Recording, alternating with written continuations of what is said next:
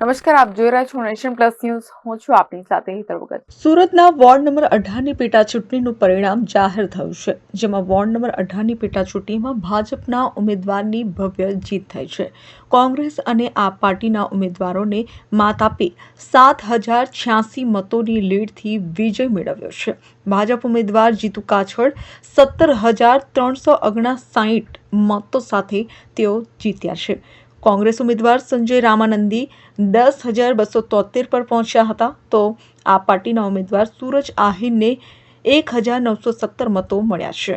આમ સુરતના ward number 18ની પેટા ચૂંટણીમાં ભાજપે ભગવો લહેરાવ્યો છે.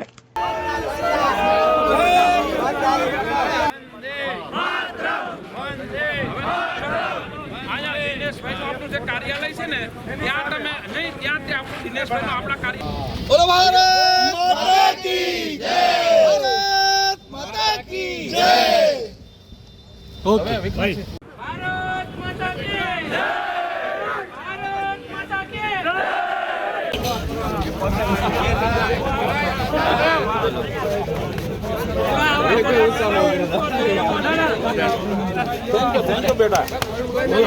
Report nation plus news Surat.